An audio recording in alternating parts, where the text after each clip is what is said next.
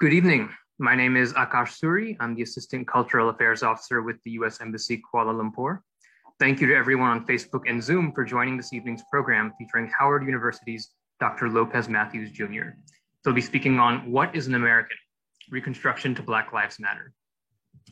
Just some brief housekeeping items up front. We ask that any audience joining us on Zoom, please turn off your mics and webcams.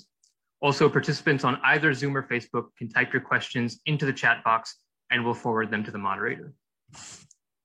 I'd also like to take this opportunity to note that the U.S. Embassy in Kuala Lumpur often hosts sessions like this one on a wide range of topics. In March, we look forward to holding programs related to World Wildlife Day and Women's History Month, among other topics. Please follow us on social media for the latest updates on our programming. With that, I'd like to now introduce our acting Deputy Chief of Mission, Irfana Dar, who will open this evening's program. Irfana Dar is a Foreign Service Officer and has served in Athens, Chisinau, Iraq, Brussels, and Abidjan in management, economic, and consular assignments. She has served in Washington, D.C. in the Office of the Secretary of State, Office of the Undersecretary for Management, and as a Senior Advisor in the Bureau of European and Eurasian Affairs. Irfana was the first Kashmiri American Foreign Service Officer to join the Department of State and hails from Spokane, Washington. She holds a bachelor's degree from Gonzaga University, and she speaks French, Russian, and Kashmiri. Please welcome Irfana Dar. Thank you so much, Akash. I just want to make sure. Akash, can you hear me? Yes, I can. Excellent. Thank you so much. Good evening, everyone, and thank you for joining us. I'm so glad to have this opportunity to open this evening's program, which will touch on many themes very meaningful to me personally and to our leadership here at the Embassy and throughout the United States government writ large. As some of you may know, each February in the United States, we observe Black History Month. It is an opportunity to celebrate the contributions and achievements of Black Americans and also to reflect on the sacrifices and hardships faced by Black Americans in the struggle for equality, even to this day. Last summer, protests and social movements swept across the United States with effects on American politics and organizational policies that continue to reverberate. And it is our hope today that today's talk by Dr. Lopez Matthews will provide some necessary and additional context for these protests and how similar social demonstrations from generations ago are connected to the movements of today. Through so many of our public affairs programs, we really hope to enforce that sense of connectivity between what our culture in America is and how that might be part of your culture here as well. I want to thank Dr. Matthews for taking his time to share his knowledge and his expertise with us this morning for him. Thank you. I know it's quite early for you. I note that Dr. Matthews is joining us from Howard University, which is not only one of our great historically Black colleges and universities, but also the alma mater of our Vice President Kamala Harris. And I'm sure it's a special point of pride for everyone there at Howard to see Vice President Harris breaking so many barriers. I still get goosebumps on my arms when I even say her name. So. I also want to thank this evening's moderator, Dr. Shakila Yaqub from the University of Malaya, for joining us and provided a Malaysian perspective. Dr. Shakila was a Fulbright scholar and spent many years in the United States there as a scholar and a student. And we greatly look forward to hearing from her and her views as was informed by that experience this evening. In President Biden's message marking Black History Month, he said that he firmly believes that the United States is ready to make racial justice and equity a part of what we do today, tomorrow, and every day. And it is those first few words that I'd like to focus on, is ready to. So in that spirit, we are working to do our part as an American embassy, both through public programs like this one and also through internal initiatives within our embassy community. One such initiative, very near and dear to my heart, having been present at creation, is our Embassy Diversity and Inclusion Council, which strives to ensure that diversity, justice, and equity are a reality within our mission through training, open forum, encouraging diverse representation in our embassy committees, and also ensuring that we are actively working to recruit and retain a diverse workforce. We hope that programs like this evenings are useful to those here in Malaysia looking to foster environments of diversity and inclusion within their own organizations. There is growing recognition that it is vitally important to discuss these topics year-round. And so we will work to offer more opportunities to engage in dialogues such as this one with speakers like Dr. Matthews, who can offer the best in American expertise on diversity and how we can learn from history. Thank you again for joining us, and I look so very forward to this program. Thank you, Irfana. I would now like to introduce our moderator for this evening, Dr. Shakila Yaqub. Dr. Shakila Yaqub is the Executive Director of the International Institute of Public Policy and Management at the University of Malaya. She is also a lecturer in the Department of History. She was formerly the Director of the Center for Civilizational Dialogue at the University of Malaya. Dr. Shakila has been a Fulbright Scholar based at the University of Maryland. She received her BA from the University of Malaya, her MA in Political Science at Western Michigan University, and her doctorate in Management at the University of Reading. Please welcome Dr. Shakila Yaqub. Thank you, Akash, for the introduction. Hello, everyone. Good evening.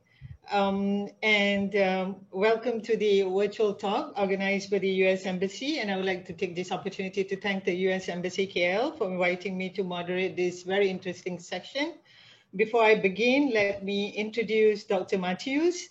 So Dr. Matthews, our guest speaker today. So we are honored to have you today to hear your talk on what is American. And Dr. Matthews is the manager of the Digital Production Center and Digital Production Librarian for the Harvard University Libraries and the Moreland Spingarn Research Center. He is a commissioner on the Maryland Commission on African American History and Culture, and a member of the board of directors of Reginald F. Lewis Museum of Maryland African American History and Culture in Baltimore. He has published several articles and is the author of Harvard University in the World Wars, Men and Women Serving the Nation. In 2020, he became a senior advisor to the U.S. Truth, Healing, and Transformation Leadership Group. So ladies and gentlemen, we are indeed very privileged to have Dr. Matthews speak to us on the topic today.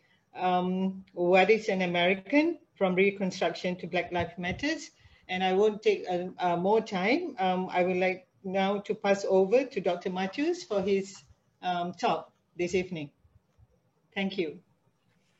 Thank you, Dr. Yaqub, for that great introduction. And thank you everyone for the invitation. I'm very happy to be here. I'm gonna start and share my screen with you so you can see my presentation. And as you can see, my talk today is what is an American, from Reconstruction to Black Lives Matter. And I start with Reconstruction, which is the period following the American Civil War, because that was really the period where America had a good chance of coming to terms with its racial history, but it did not. And so out of this talk, I like to just share what I want everyone to get out of this. And so I just want you to get a broad understanding of the Black experience in the United States during the Jim Crow era, how the idea of an American shifted in the years following Jim Crow, which is the era of segregation in America, legalized segregation. How African Americans have sought to fit into the roles of what is an American, and then how these events have affected today and the push for diversity and inclusion. And so as I say, what is an American? And you'll understand why I say what is an American and not who is an American later. But you have to understand the founding principles of the United States. And in the Constitution, it says, we, the people of the United States, in order to form a more perfect union, establish justice, ensure domestic tranquility, provide for the common defense, and promote general welfare, and secure the blessings of liberty to ourselves and our posterity. And then there's a Pledge of Allegiance in the United States that says, I pledge allegiance to the flag of the United States of America and to the republic for which it stands, one nation, indivisible, with liberty and justice for all. And so with these words, it says that everyone who is an American should be able to bask in the idea of we're one nation that is indivisible with liberty and justice for all. However, in reality, there is a segment of Americans, people of color, Black people, and eventually it will come to encompass Native American or First Nation people who are not included in this. And they're consciously not included in that. And part of it stems from the establishing of race throughout the world, because race as a concept is developed in Europe in the 1600s. It is then hardened as the institution of slavery expands around the world. And in America, these racial sort of ideas take root in securing the subjugation of Africans, and eventually they become African Americans, into the institution of slavery. And so there are a number of ideas of race, Black inferiority, that are ingrained into American society in the beginning in support of the institution of slavery. And so slavery lasts in the United States as an institution until the American Civil War, which ends in 1865. The American Civil War builds up throughout the 1800s in fights over slavery, fights over who has the right to control what laws happen in their borders. So sometimes you hear people say the Civil War, the American Civil War was fought over states' rights. And the states' rights issue was slavery, because they were fighting over slavery's expansion, the economics of slavery. So that builds up into this big, expansive American Civil War. The end of the war, the country is trying to reconstruct itself, put itself back together. This is the beginning of the Reconstruction era. For the 4 million African Americans who are now formerly enslaved, because there were 4 million African Americans who were enslaved, and there were a few others who weren't, there were free African Americans. They say, okay, well, now we need to form a community. And so they want land, they want capital, and they want education, because education had been denied to African Americans during the period of slavery, because they didn't want education to turn them into agitators. So one of the things that supported the rights of these newly freed African Americans was the US Constitution. The 13th Amendment to the US Constitution made slavery illegal except in cases of incarceration. The 14th Amendment to the US Constitution says that every person born in the United States is a citizen of the United States and is afforded due process under the law. And then the 15th Amendment says that you cannot deny someone the right to vote because of their race. And so these three amendments really secure, in theory, the rights of African Americans in the nation. And so they start to build communities. However, they quickly learn that those forces who, for hundreds of years, had built up this idea of racism and this idea that Black Americans are not equal. And then eventually this comes to include other people of color who are coming, Asians who are coming in through California, Latinos who are coming in through the South as the United States is expanding across to the Pacific, taking land from Mexico. You know, they're bringing in these other people. And they're like, no, none of these people are actually what we consider, you know, a part of America and should benefit in it. And so you have people evading the 15th Amendment, which says that you can't block people's right to vote because of their race. So in some places they put in what they call an 8-box law, where you have to put your ballot in the right box. But most people can't read. So they can't read which box to put their ballot in. And so so the leadership takes for granted that poll captains will help poor white Americans who can't read put their ballots in the right box, and will not help poor African Americans who cannot read put their ballots in the right box. Or you have the state of Mississippi, which had a shotgun policy, where those African Americans who went to exercise their right to vote were shot with a shotgun. Or you have a place like the state of South Carolina, which, and this was spread more than just South Carolina, there were poll taxes put in place where you had to pay taxes to vote, or literacy tests where you had to prove you understood the US Constitution to vote. But there there was no clear barometer of what that meant. And so you could deny a PhD the right to vote because you say, well, I don't think you really understood that section. And then you had the grandfather clause, which a lot of states put in place that said that if your grandfather could not vote before 1865, you can't vote. And there are 4 million African Americans who were enslaved before 1865. So their grandfathers couldn't vote. So that effectively disfranchises them and strips them of their fundamental right to participate in American government. You also have a system of racial etiquette put back in place following Reconstruction in an effort to return America to at least its racial composition during the institution of slavery. And so this racial etiquette, sometimes written, sometimes not written, determined all of the interactions between African Americans throughout the American South and even the American North, because sometimes people forget that in the American North, there was racism. It just was not as in your face and virulent as you had in the American South, but it did exist. And so there were unwritten rules like if a white person and a Black person are walking up the sidewalk, the Black person had to step off the sidewalk into the street. A Black person couldn't look a white person in the eye. Those types of rules that were put in place to govern everyday interactions, just to reinforce this sort of second-class status. And then some states in the United States put in place Black codes, which legalized the mistreatment of African Americans.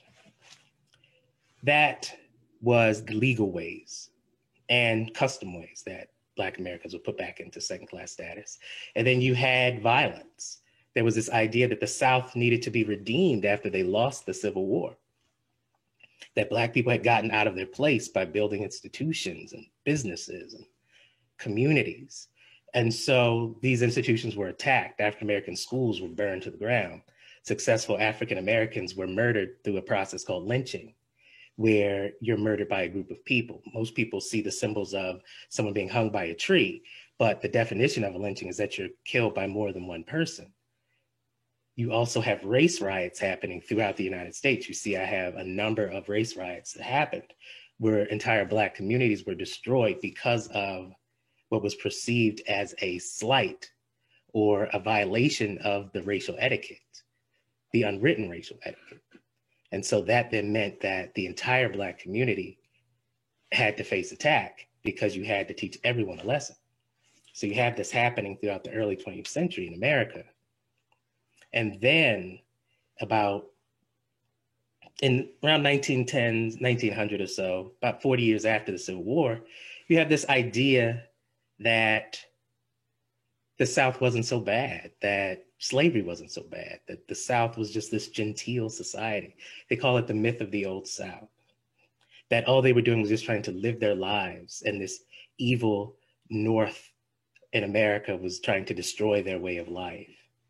They also justified the treatment of African Americans by saying African Americans behaved like Jumpin' Jim Crow, which was a blackface minstrel character who behaved like a buffoon. And so that was to represent what African Americans were, buffoons. And so that's why you need these laws to control these buffoons, because that was the image that was put out there. However, for African Americans, they understood, and when I like to do this talk, there is some negativity, but I love to think of this as a positive story because it's a story of perseverance, because African Americans didn't buckle to this. And I love this quote by Fannie Jackson Coppin. She was an educator in the United States. Full disclosure, I went to a school named for her, Coppin State University in Baltimore. And so that's why I also love to use this quote from her. She wrote a letter to Frederick Douglass, who was considered the leader of the African-American race, the Black race, during this period. And she explained to him why she wanted to help people and teach. And she says, "I feel sometimes like a person to whom in childhood was entrusted some sacred flame. This is the desire to see my race lifted out of the mire of ignorance, weakness, and degradation. no longer to sit in obscure corners and devour the scraps of knowledge which his superiors flung at him. I want to see him crowned with strength and dignity, adorned with the enduring grace of intellectual attainments. And so she really, and this quote really represents sort of what the mission of African Americans were in response to this pushback to second-class citizenship. And so in response to all of this, they built institutions, they built schools and churches. It was mentioned in my bio that I went to a historically Black college university. There are hundreds of them built across the United States to educate African Americans. African Americans built businesses, they built banks. One of the places that I mentioned where there was a race riot was Tulsa, Oklahoma. There was a street they named Black Wall Street that was bombed due to a racial slight. The entire neighborhood of Black businesses was destroyed. You had Wilmington, North Carolina in the United States. It's a town of racial slight. They destroyed the entire Black neighborhood and forced every African American out of the town. And you also have people like Carter G. Woodson. And since we're here talking about Black History Month, Carter G. Woodson is the founder or the father of Black history because he founds the Association for the Study of African American Life and History, at the time, Negro Life and History. It is still around today. They set the theme, the national theme or the international theme for Black History Month. Carter G. Woodson founds Negro History Week in 1926. He puts it in February to recognize Frederick Douglass and recognize Abraham Lincoln, the man who signed the Emancipation Proclamation that freed African Americans in the states that rebelled against the Union during the Civil War, that led to broader emancipation. So he founds this week in February and eventually expands to a month in 1976 because he wants to celebrate the contributions of African Americans. Their contributions have been hidden from history for so long. People didn't even know that African Americans had fought in the American Revolution. And he's like, everyone needs to know these contributions. And so he starts this week to recognize the things that you've learned throughout the year.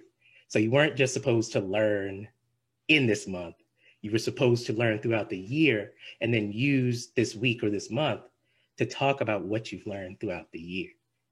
And so he's doing that to kind of build that intelligence, to build that strength in African Americans as a way to fight back against segregation and racism and discrimination.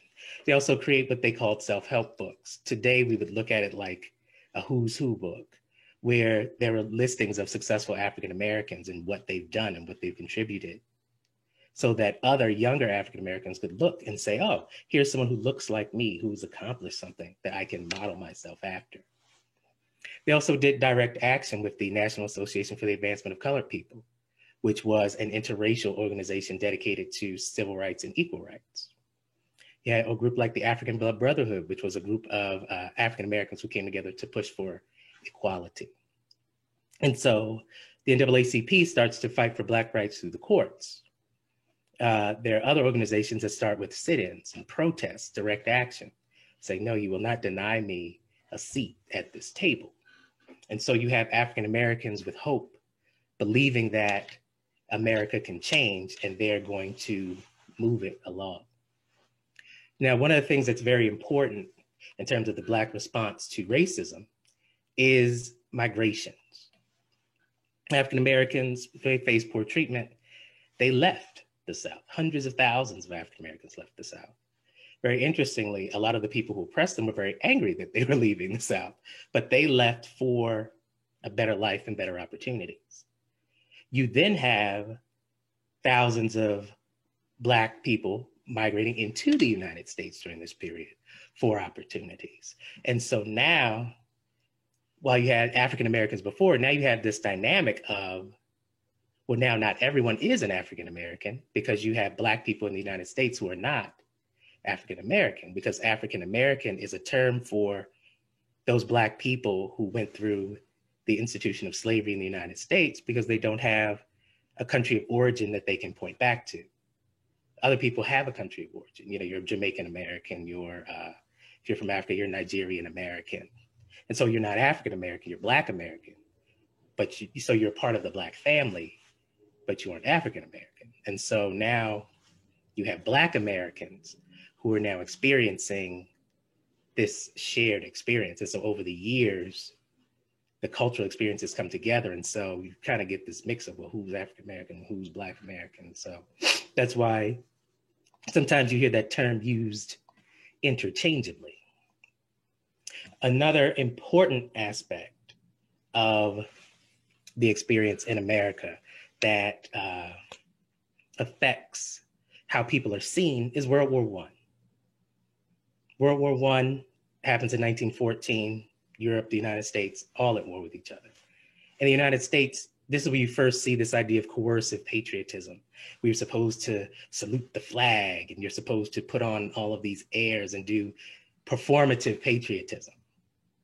As you see in this image, you know, you're supposed to represent what the Americans represent. You know, you're supposed to put on a show to show that you're patriotic. You had groups like the American Protective League that were identifying people considered radicals and reporting them to the police. You had forced Americanization happening across the country. So people of other cultures who are in the United States are now told that they have to change their culture to look American. The question is, what are you? You know, are you an American or are you not? And so people were forced to give up their culture, most like what you saw at the Ford Motor Company, where they did tests to see if their employees were American enough. You had to learn English, you had to lose your accent, you had to be able to read English, or you were fired. And they would come around and they would test people to see if you had become American enough. They also had, and so this image I have of Native Americans who were forced to give up their culture. And this is just, you know, an image that you can see. Their hair was cut, their clothing was changed. And so you start to have a rising xenophobia also in America during World War II. You have eugenics happening where people are studying genes and saying, well, what are good genes? What are bad genes? Can we get these bad genes out of humanity? Some people need to be sterilized. Some people need to be lobotomized because they shouldn't participate in society. But you also have happening in World War II a response of African Americans and Black people saying, well, we are Americans. And so with the support of the NAACP and other groups, they close ranks and they participate in World War I, despite their poor treatment. And so you may ask, why do African Americans participate in the US Armed Forces? Because they have been mistreated and they aren't given their full rights guaranteed to them by the Constitution. And they do this because they want to show their patriotism. They want to represent their race. They want to show that they are true Americans so that they can get their equal rights. And I want to read a letter, actually, it's in my book. It was written to President Woodrow Wilson during the period of World War I from the president of Howard University. And he says, "Dear President Wilson, we, officers, teachers, and students of Howard University, because of our unfailing devotion to our country, do hereby offer ourselves to her in mind, body, and estate for whatever use she may be able to make of us in maintaining her integrity and her high position among the nations of the world." And so in this letter, I think this letter really illustrates the Black thought in terms of participation in the US Armed Forces, because they really wanted to show that they were Americans, that they were true Americans to get equal rights. And unfortunately, they faced harsh discrimination in the US military. Just an example, during World War II, German prisoners of war were allowed to socialize on military bases, but African-American soldiers were not. They were denied service, they were segregated, even though they were representing the United States. Interestingly enough, though, the US military was desegregated in the 1950s, decades before the general American society was desegregated legally. And so you do start to see changes because of the hard work of these soldiers. Now, I do want to pivot to talk about the image of Black Americans in society, kind of bring it up to today through image. The Black image, which is sometimes used to reinforce racism, begins with the film The Birth of a Nation. It was the first moving motion picture, cinematic masterpiece. But it was part of that myth of the Old South. They recreated history to say that the North came down to the South to destroy these poor, gentle people, and they put these evil Black people in charge of them who destroyed their institutions and tried to rape white women. That was what they put out there in the world. And so it led to the reinstitution of the Ku Klux Klan, a terrorist organization that attacked African Americans. You had blackface, like I mentioned, jumping Jim Crow. So this is putting an image in the world of African Americans as evil, as destructive, and that's permeating American society.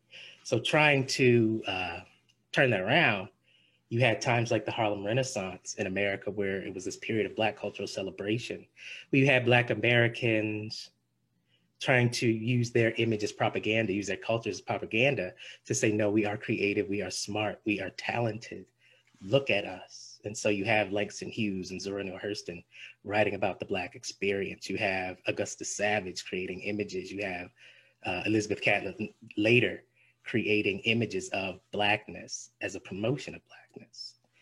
You have the creation of Hollywood in in America. And you say, well, how will African Americans be represented in this medium? Because it's going to be beamed around the world. And so you see, I have an image of actress Lena Horne here. Lena Horne was a famous African American actress, but she was considered too beautiful. There were a lot of African American actresses who were talented, but they were considered too beautiful because African American women were supposed to be mammies, which are like maids or nurses, prostitutes, or Jezebels. That was the only roles for Black women because that was what they were supposed to be seen as. But Lena Horne couldn't be seen that way. Freddie Washington, who was another Black actress, couldn't be seen that way. And so they had trouble fitting in. But you did have these African Americans coming to show a positive image of Black Americans to the world. And if I could have shown you a video, there's video of her performing on YouTube. You can go look her up. And you see the way she moves, the way she speaks, the way she talks is very refined. And so her scenes were actually cut from the movies she was in during, in the South, in the American South, because they said that audiences would be offended by seeing an articulate, well-dressed, beautiful Black woman on screen. And so they would cut her scenes from the movies before they were shown. You also had Black men who tried to show a positive image of Black men, like Paul Robeson, who was a strong, towering figure who did not get work a lot. He got a lot of work, but he didn't get as much work as he could because he didn't fit the stereotype. The biggest Black star of the 1950s and 40s was a man named Stepin Fetchit, who was a caricature of Blackness. He mumbled and he shuffled and he represented the stereotype of Blackness that people wanted to see. And so he becomes the biggest Black star.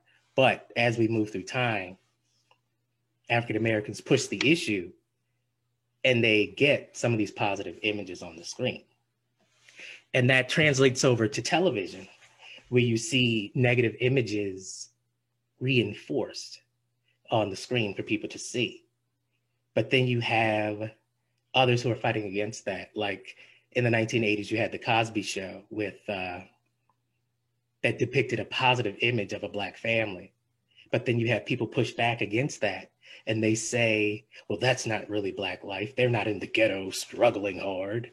But people didn't understand that that's not all that Black life was. There were African Americans who were successful in business, but they hid themselves away for fear of retribution. As you saw at the turn of the century, successful African Americans face violence just for being successful. So there's a history of hiding away your success because you fear facing violence. But you're starting to see more positive depictions happen in Hollywood and in television because of African Americans persevering and pushing and I know I'm using the term African Americans, but it was Black people overall. And that's why I have Black people on my slide, because it was Black people, not just African Americans, but all Black people. There was a man named Marcus Garvey who came from Jamaica. He led the Universal Negro Improvement Association, very positive Black leader who taught Black heritage and was very influential in the United States. So I try to use the term Black for, that. So we did have Black people fighting for civil rights, and I'm going to pick up my pace here because my time is going. But in terms of civil rights, which is a big part of American history, Black people fought for equal rights in the courts. They fought for equal rights to direct action, as I mentioned. You then have laws, the Civil Rights Act of 1875, which wasn't enforced, which made segregation illegal. The Civil Rights Act of 1964, which is enforced, that makes segregation illegal. The Voting Rights Act of 1965, which took away the literacy tests and all these other schemes to stop people from voting. The 24th Amendment of the US Constitution made the poll tax illegal. So all of these things that are blocking the rights of African Americans are going away. So now you have this period of, okay, now in the 1970s, are we going to rectify what we've done from 1865 to 1965?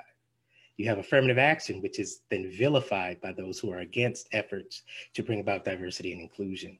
The American court system is probably the biggest supporter of rights in the United States during this period, because they're giving Black people rights, they're giving women rights, they're giving other groups rights. They're reaffirming their rights through the court system and bringing about inclusion.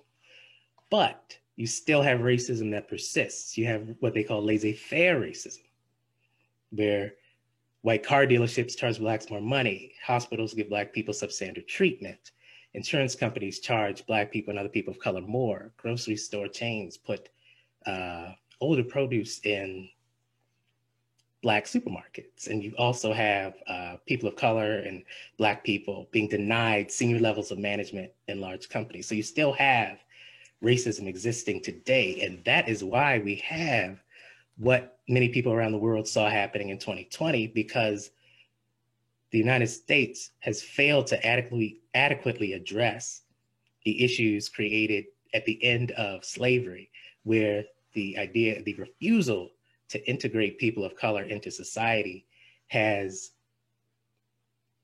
created this anger that has continued. And I say anger, but also hopefulness. And because there is hope. Hope is the foundation of the Black Lives Matter movement. If you want to learn about what it's about, you can listen to Alicia Garza, Opal Tometi, and Patrisse Cullors, who are the founders of Black Lives Matter. They tell you exactly what they're looking for. They're not saying, there's a reason we don't say all lives matter, because we're not focused on all lives. It's understood that all lives matter. But what the focus of this group is to say that Black people matter too.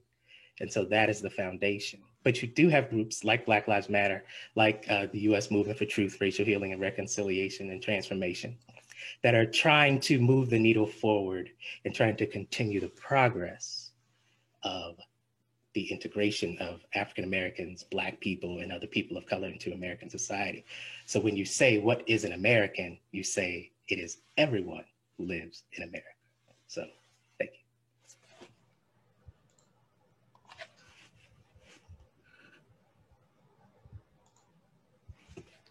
Thank you so much, Dr. Matthews. I enjoyed your talk. It's very insightful. Okay, ladies and gentlemen, so we hear Dr. Matthews' presentation. He provided us with a broad overview of the African Americans' trial and tribulations over more than a century, right, Dr. Matthews? Over a century. Yeah, over a century. Of perseverance, I like to say. So we learned, about the African Americans, what happened, from the Civil War to the Reconstruction, and then the Civil Rights Movement, the Black Lives Matters, and you touch a little bit on the Black leaders, that we celebrate a lot, the Americans celebrate a lot, we look at Black leaders like W.E. Du Bois, and then Thurgood Marshall. I said, maybe you didn't mention Oprah Winfrey. I did, and she's a major figure in terms yes, of we pop have to culture, the also, Black image, yeah. but there's so many people that you could talk about, you know. Yes. So I would like to bring us back to the originator of the Black History, Negro History Week, right? It was called earlier on in Woodson. He introduced it in 1926. What's interesting is that the main objective is to recognize, to give due recognition to African Americans as co-authors of U.S. history. And yeah, and Woodson mentioned that, without this, African Americans will not enjoy equality. He said it's a prerequisite to equality. And I find this very interesting. And I think we should go back to the aim of the Black History Month, to celebrate the contributions of African Americans and later Black Americans to the American society in every different areas, in the political area and social, economic.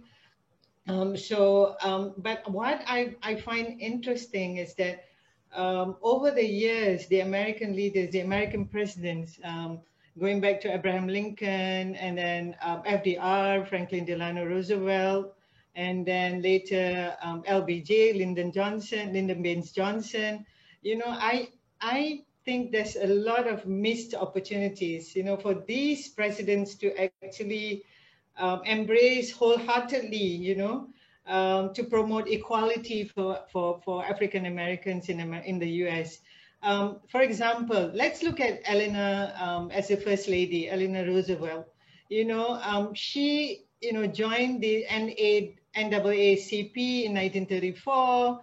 And she campaigned with them for anti-lynching bill, and I find it amazing, democratic system like in the US, a democracy in the US, only in December, I think in December 2018, correct me if I'm wrong, that the US Senate passed the anti-lynching bill. Can you imagine? That took them 117 years to pass this anti-lynching bill.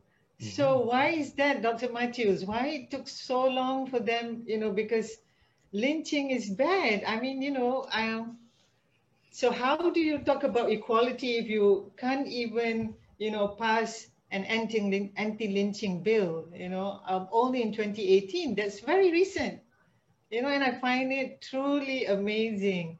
And another thing, Dr. Matthew, you have Black History Month to celebrate the achievements and of the Black Americans, right? And I find it very interesting. I think it's very important, to give recognition to to Black Americans. And you have this month, the month of February, every year to celebrate.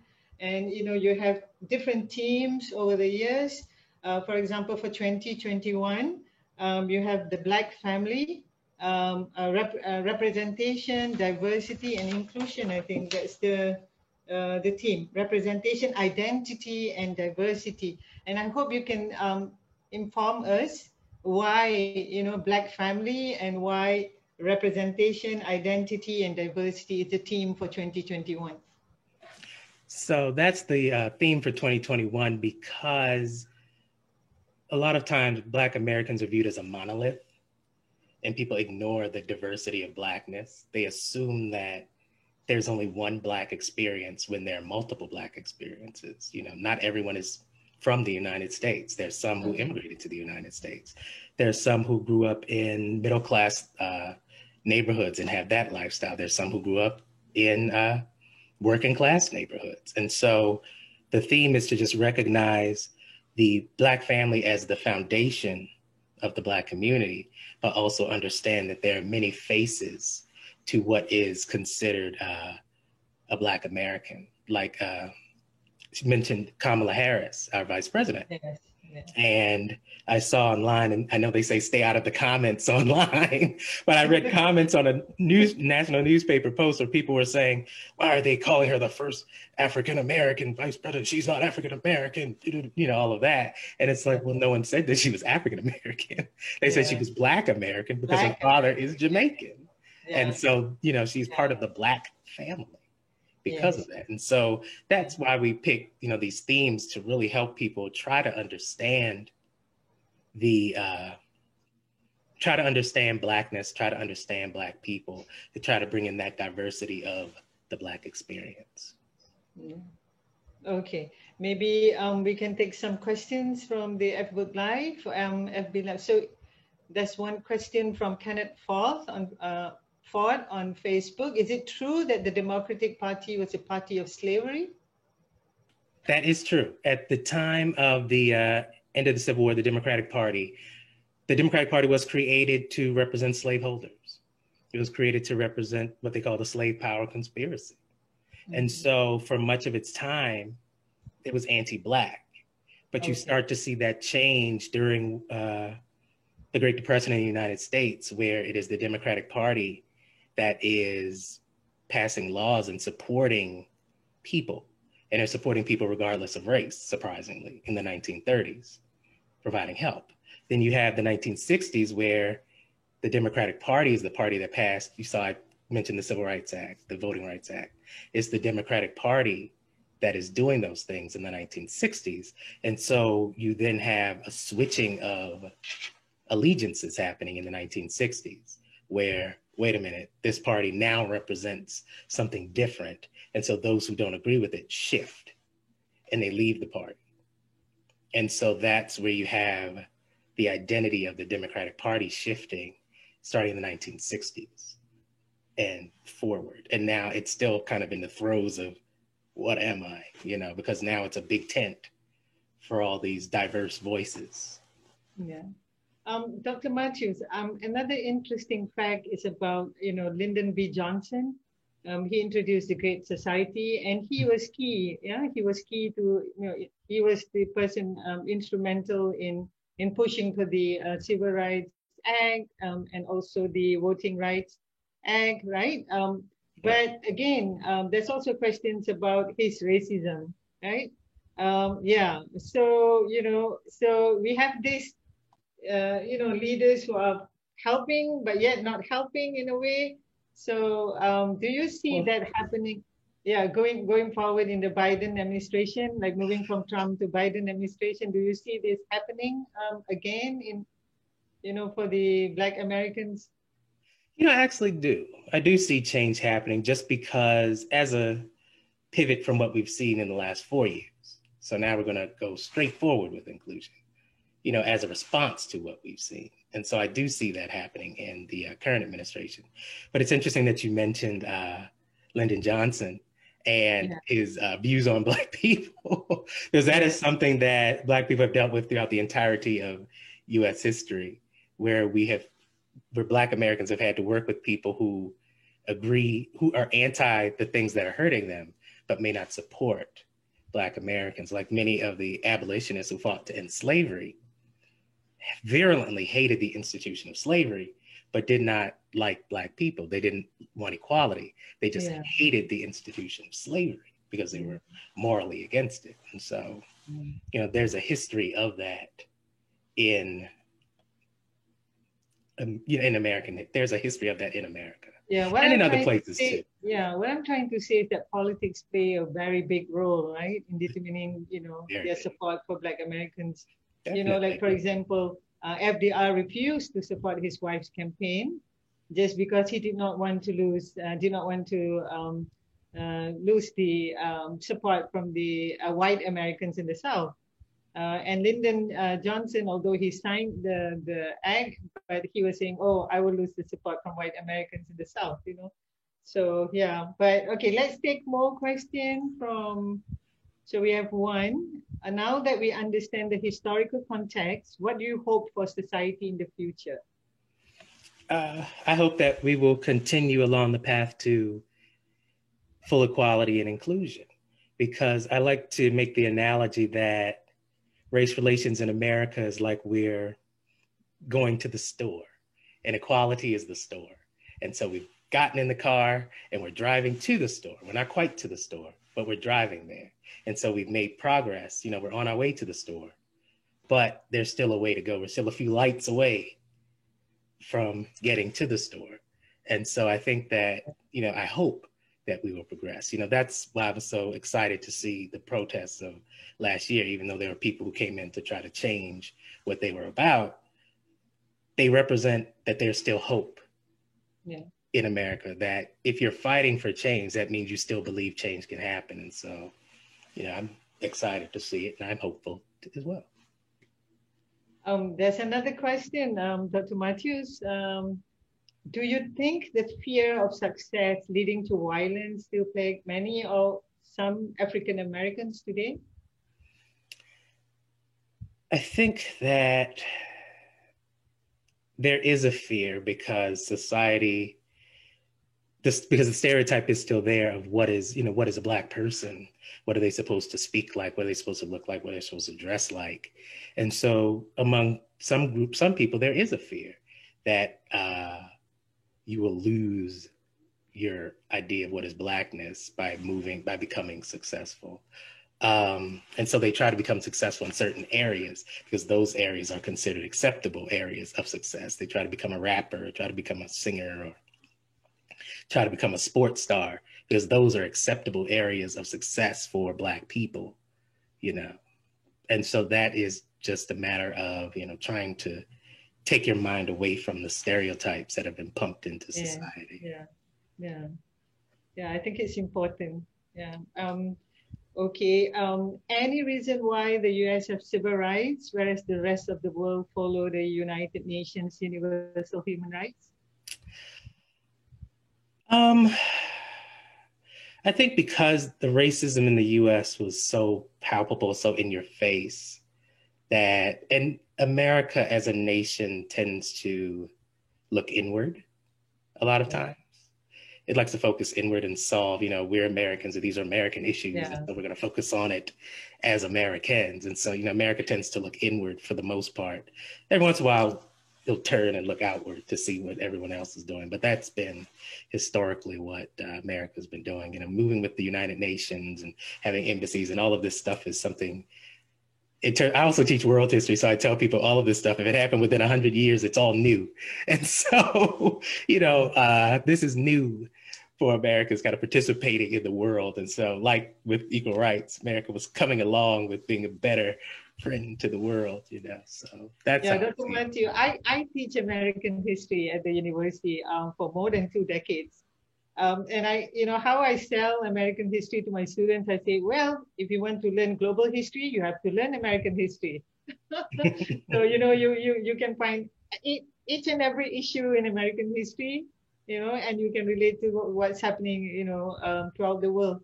Okay, we have another interesting question here. I'd like to refer to the amendment to the US Constitution that you mentioned earlier, abolishing slavery except for incarceration.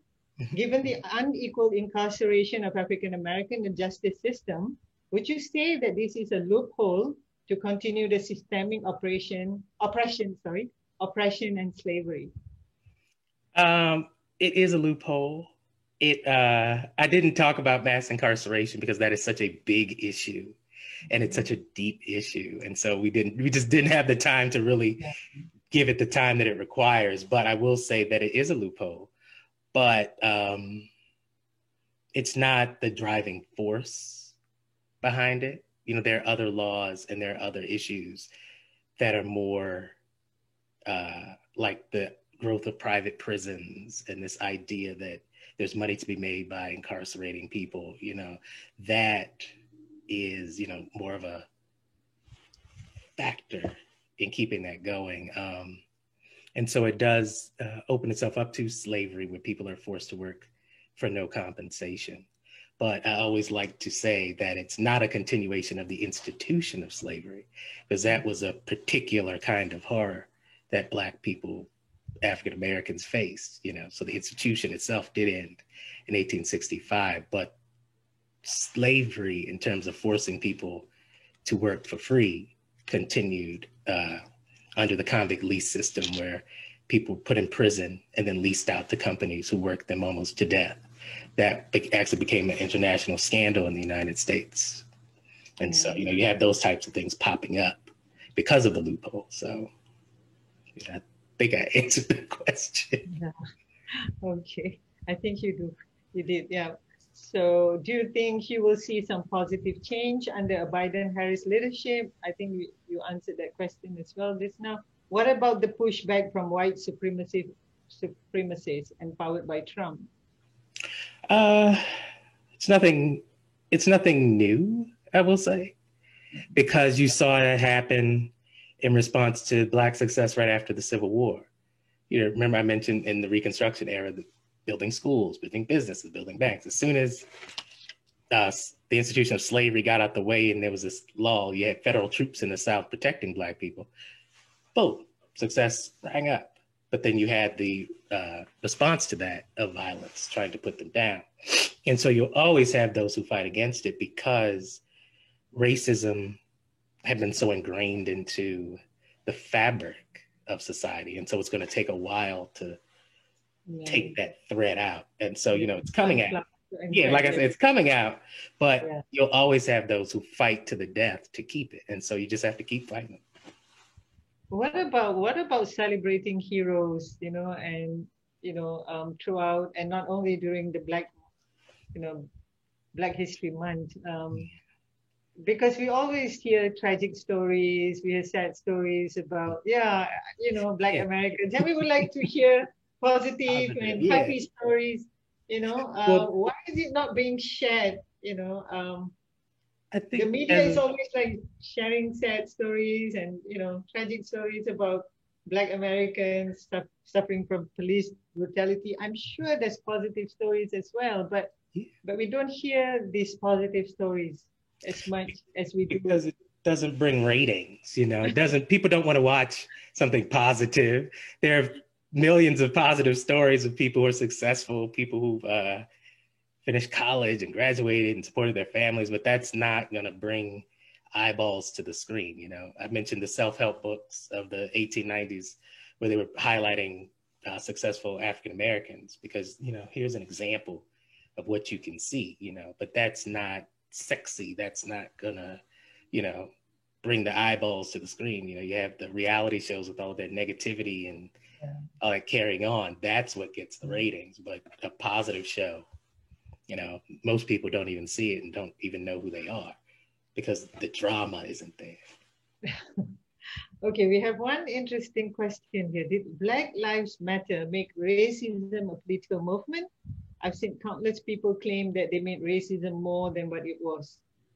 No, they're just highlighting, and see, and that's also the problem with the way things are presented, because you have the murder of George Floyd, Breonna Taylor, Ahmaud Arbery, you have all of these murders, but they're just the high profile examples. You have things happening on a daily basis that people don't talk about, that most people don't know about, but the people in those communities know about. And they, breed anger, they breed resentment. And so because it's not in your face that racism is still happening pervasively on a daily basis, for those who don't experience it, it's easy to think that it's not happening. Like I mentioned, the laissez-faire racism, things that are just everyday slights, that sometimes unconscious biases that affect Black people, people of color, that affect them, but the person doing it doesn't even realize that they're doing it because it's been so conditioned to just think, oh, okay, this is how I'm supposed to treat this person. And so the Black Lives Matter movement, and that's why there's this visceral reaction to it, because it's challenging those who become complacent and think that racism is just getting better because they don't experience it, they don't see it.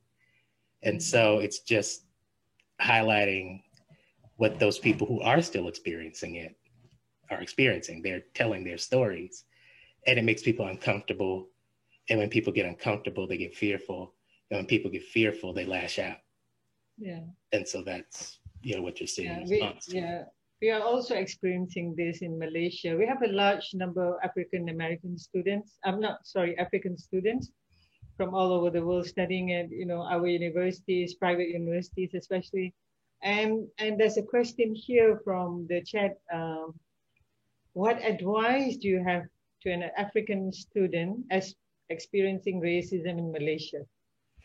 I would say to look at this experience of African American students in America, Black American students in America, where they came together collectively. I'm a part of a fraternity, Alpha Phi Alpha, and African American fraternities and sororities were created as a group to bring people together to support each other.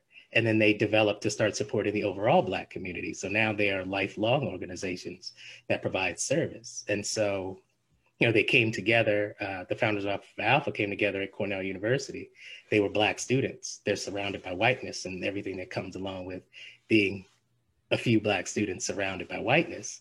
And so they came together to support each other, to study, to support the Black community and help each other. And so that's what I would recommend. Realize that you aren't alone and that you are there collectively as a group.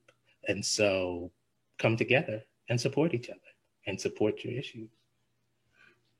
Okay, there's one question here. Black artists and celebrities in Hollywood are not paid as well as their white heroes. What's the reason, and will this change in the future? Racism is the reason. Racism is the undergirding. The same idea that Blackness and the Black experience and the Black identity isn't valued as much as others. It's just that same thing. Oh, okay, well, we'll just won't pay you. Naomi Campbell talks about how she was on a Revlon campaign and she was one of five supermodels, and they paid them, all the white models, the same price and wanted to pay her a lower fee, but just her, and so it's just that thing, and so it's not just, America, Black people and people of color have faced the same type of thing all over the world because it permeated with the spread of colonialism, which is another discussion altogether when you talk about colonialism and racism, because then that spreads it around the world. Yes. So I think we can take another question. What can we do as non-Americans to help create change in the system? I think that holding people accountable who are behaving racistly, I guess. I don't think that's a word, but who are being racist, hold people accountable for their actions. Accountability is a powerful antidote to bad behavior. If people know that they're going to be held accountable, they will correct their behavior. And so I think that the entire world needs to hold everyone accountable for their behavior, to stop this kind of unfair treatment. I think that'll move all of us forward. Okay, we can take like 2 or 3 more questions. So one would be, we have affirmative action here in Malaysia, just like you have in America, affirmative action for the minorities. Do you think this affirmative action help Black Americans, or what's your view on it? And how can Malaysia learn from your affirmative action? I know this came through Lyndon Johnson time, right? The affirmative action. So in studying affirmative action has helped white women more than it has helped anyone else in the United States, because women are considered a minority group because they have been oppressed as well. And so they're included in that. And so it has helped white women the most, not necessarily Black people or other people of color. And so I would just say that, if you're going to institute a program to try to bring about equity and inclusion, it needs to itself be equitable and inclusive, And so I think that, there are fights against affirmative action because it's been politicized, and there's this whole idea of it's going to help the people who don't deserve to be helped. But really, it's helping white women become established, and it's not, it's not equal in itself. You know, it's kind of another failed attempt to bring about equity and inclusion. It can be fixed, but, you know, at the moment it's not really working. And so I hope that in Malaysia, it's a little more equitable in its implementation. Yeah, well, that's also a question, you know, being debated here throughout. You know, it was introduced, you know, in the 1970s through our new economic policy. So, yeah, there's questions about that as well. Okay, let us look at other questions. Following up on the response to some African Americans fearing success because of losing their culture, how would you define African or Black American culture? Or what do you think are the major characteristics of Black culture? So when I talk about African American culture, I define it as a generalized West Africanness, but combined with the experience in the United States. Because those who were enslaved were able to retain bits and pieces of their native culture, but then that becomes infused with their experiences in America. And then as you have Black people from around the world coming to the United States, that then adds to the mosaic that is Black American culture. And so you have the foods that Black Americans eat, the food of the South, sometimes called soul food, or food from the Caribbean that is eaten by a lot of Black Americans. And, you know, I think that Black American culture is, and it's kind of hard to define because it's partly this experience of fighting Jim Crow in America, partly the influence of the people coming from the Caribbean, the people coming from the African continent, you know, those coming from, Black people coming from Europe, who are also adding to Blackness, because all of these groups had an impact on what Black culture is, you know. And so I think that it's really hard to define. Like I mentioned, Marcus Garvey, he's from Jamaica. He had an indelible and important impact on Black American culture, you know, but he's not African American, he's Jamaican American. So I think that it's kind of tough to nail it down exactly what it is, but I think calling it a mosaic of the African diaspora is what I would say Black American. Okay, one last question, Dr. Matthews. Okay. Were there any political figures that supported the African or even Black Americans in the 20th century? I'm sorry, what was the first word that you said? Were there any political figures that supported the African and Black Americans in the 20th century? Yes, definitely. You mentioned Eleanor Roosevelt. There were governors, there were senators who supported Black American rights. You know, these rights wouldn't have been achieved without white allies, because they're the ones who had the power to move the needle forward. You know, you needed white allies. As I said, they were the ones who had the power, so you couldn't have done it without them. You know, Black people couldn't have done it alone.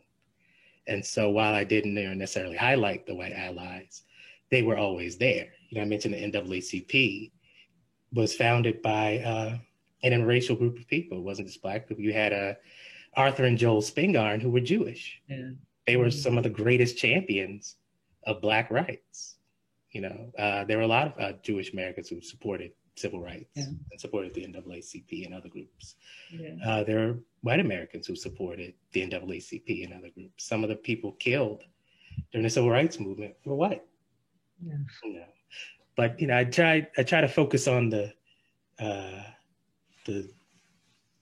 overall group instead of focusing on the individuals, because sometimes you slide into hero worship when you focus on the individual and you make it about that person when it's about the people.